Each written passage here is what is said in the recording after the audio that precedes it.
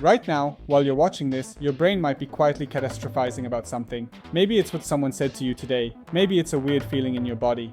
Or maybe it's everything that could possibly go wrong next week. Here's what most people don't know. Not all anxiety is the same. And that's actually good news. Because once you understand your specific anxiety type, you can finally stop fighting the wrong battle. I'm going to show you 4 scenarios. Rate each one from 1 to 10 based on how anxious it makes you feel. By the end of this video, you'll know exactly which type of anxiety you're dealing with, and more importantly, what actually works to manage it. Let's start. Before we dive into the test, let's understand the landscape. There are 4 primary anxiety patterns that show up in people's lives. First, social anxiety. This is when your brain treats social situations like threat scenarios. You walk into a party and your fight or flight system activates as if you're facing a predator. Second, health anxiety. Your brain becomes hypervigilant about bodily sensations. A slight chest pain becomes a heart attack. A headache becomes a brain tumor. Third, future anxiety. This is the chronic worrier's brain. You're mentally time traveling to every possible negative outcome, from tomorrow to 10 years from now. And fourth, performance anxiety. When you need to perform under observation, your brain interprets those watching eyes as judges at your trial. Now here's where it gets interesting. These aren't just personality quirks. They're specific patterns with distinct neurological signatures. And understanding which one dominates your experience changes everything about how you approach treatment. Scenario 1. You're invited to a party. You don't know most people there. You walk in alone. Everyone's already in groups, talking, laughing. You're standing by the door. Rate this feeling from 1 to 10. If you rated this 7 or higher, listen carefully. Social anxiety isn't about being shy or introverted. It's about your brain misinterpreting social evaluation as existential threat. Research shows that people with social anxiety have heightened activity in the amygdala, your brain's fear center, specifically when processing faces and social cues. You're not imagining the discomfort. Your brain is genuinely experiencing danger. The good news? This is one of the most treatable forms of anxiety through exposure therapy and cognitive behavioral techniques. The pattern can be rewired. Scenario 2. You feel a weird pain in your chest. It's probably nothing, but your brain starts scanning. What if it's my heart? You Google the symptoms. Big mistake. Now you're reading about heart attacks, blood clots, rare diseases. Your heart rate increases, which makes the chest pain worse, which confirms your fear. Rate this spiral from 1 to 10.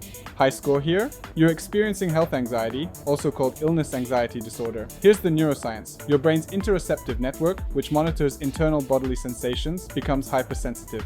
You're not a hypochondriac. You're experiencing real anxiety about health, triggered by normal bodily variations that everyone has, but most people's brains filter out. The cruel irony, the anxiety itself creates physical symptoms, which creates more anxiety. It's a feedback loop. Breaking it requires understanding that your detection system is oversensitive, not that something is actually wrong. Scenario 3. It's Sunday night, tomorrow is Monday. You start thinking about everything you need to do this week, then next week, then next month. What about that project due in 3 weeks? What if you fail? What about your career in 5 years? What if you end up broke? What about climate change? Rate this cascade from 1 to 10. If this scored high, you're dealing with future anxiety, a hallmark of generalized anxiety disorder. Neuroscientists have found that chronic worriers show increased activity in the prefrontal cortex, the brain's planning center, but it's planning for threats that may never materialize. You're essentially running disaster simulations 24/7. The exhausting part? Your brain thinks it's helping. It believes that by preparing for every negative possibility, it's protecting you. But research shows that 90% of what we worry about never happens. You're spending real energy on imaginary problems.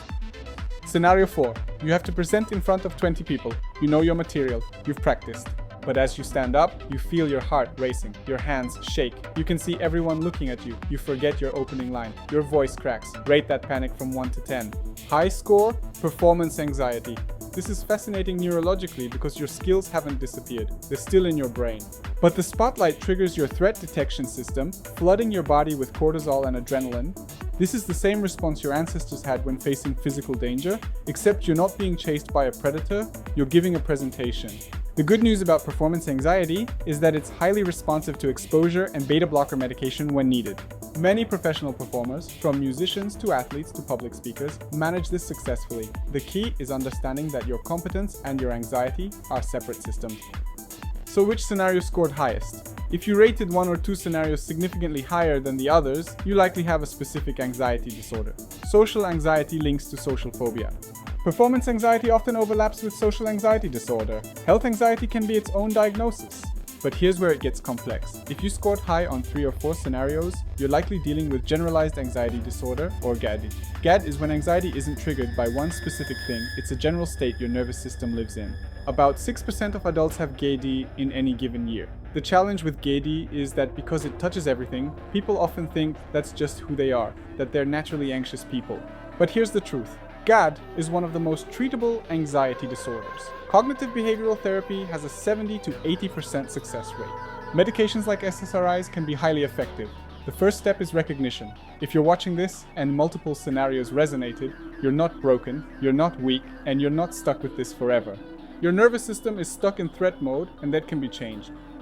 If you recognized yourself in this video, here are your next steps. First, validation. What you're experiencing is real, it's documented, and it's not your fault. Your brain is doing what it thinks is protecting you. Second, education. The more you understand your specific anxiety pattern, the less power it has. You've already started that process by watching this. Third, professional help. If your anxiety is interfering with your daily life, your relationships, your work, or your happiness, please reach out to a mental health professional. Therapy isn't a sign of weakness, it's a tool, like physical therapy for an injury. Fourth, self-compassion. Stop fighting yourself. Your anxiety makes sense given your brain's wiring and your life experiences. Fighting it creates more tension. Learning to work with it creates change. And finally, community. You are not alone in this. Millions of people are navigating the same patterns. Talk about it. Normalize it. The more we understand that anxiety disorders are neurological conditions, not character flaws, the more people will seek help. Drop a comment below sharing which anxiety type you relate to most. Let's build a community of people who get it.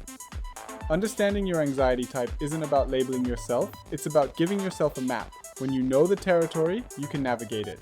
Thank you for watching, for being vulnerable enough to explore this with me, and for taking your mental health seriously. If this video helped you, please share it with someone who might need it. And remember, you're not your anxiety, you're the person learning to understand it. See you in the next one.